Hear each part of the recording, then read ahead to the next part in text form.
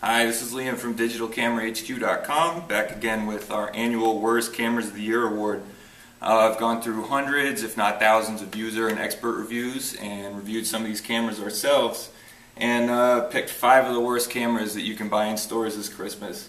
We spiced the format up a little bit this year. Rather than just picking 5 random ultra-compact cameras, we've gone and picked one from each of 5 popular categories. So the type of cameras that you see here are all a little different from each other and bad in their own special ways. So let's take a look. This year's worst point and shoot is the Olympus FE47. It's all the makings of a really cheap camera wrapped in one. Feels like a toy. The LCD on the rear is really low resolution. Picture quality is iffy at best, and as the FE series is known for, battery life is extremely short. It runs on 2 AA batteries, don't last very long. The specs are decent with a 5x zoom, and it's really cheap, it's under $100, so it's tempting, but really you owe it to yourself to spend the extra $10 or $20 to get something better than this.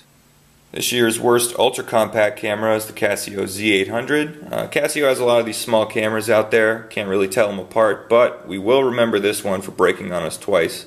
First one died from a hardware error, second one had a software malfunction. If they sent 2 broken cameras to a camera review site, think of how many they accidentally sent out to stores. Just do yourself a favor, completely avoid the Z800 this holiday season.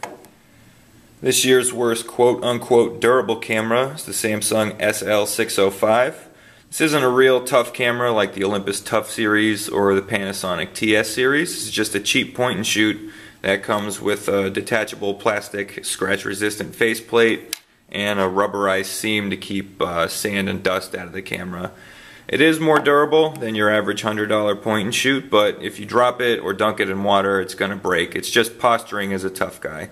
So if you want a real durable camera, do not buy this. This is just a cheap point and shoot with cheap point and shoot performance. Nothing special at all here.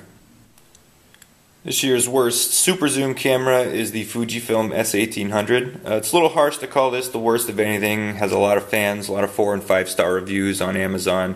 Has a pretty irresistible combination: 18 zoom, HD video, manual controls, viewfinder, all that good stuff for under $170 in most cases, which is pretty good deal. But at the same time, to an experienced user, it feels like a toy.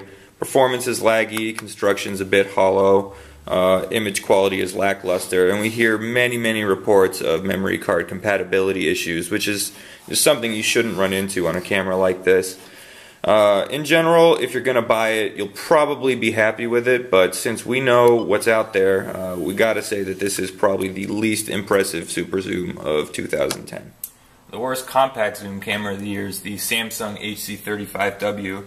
It's not an awful camera, it's just a big disappointment. It's already been discontinued by Samsung because of problems with the GPS unit. It's a whole saga you can read about on our worst cameras roundup on our website. But we had high hopes for it when it came out. It had the widest angle lens in its class, 24mm. Had the longest zoom factor, 15 times, and also a beautiful AMOLED monitor rather than a standard LCD screen. But it stinks. GPS barely worked. Samsung already cut support for it. Seems like they want to forget that it ever existed. If you do want a similar camera, the HZ30W, its little brother, has pretty much the same specs, just no AMOLED screen, no GPS capability, but it's a lot cheaper. Also GPS based cameras you can get are Panasonic ZS7 or Sony HX5V. And there you have it. Those are 5 of the worst cameras to come out in 2010. If you can avoid it, don't buy any of those cameras for you or your loved ones this holiday season. If you need more camera buying advice, come over to digitalcamera-hq.com, the bottom of your screen. And I've got tons of reviews and suggestions for you. We'll make it really easy to find a camera. Thanks a lot. Have a good holiday.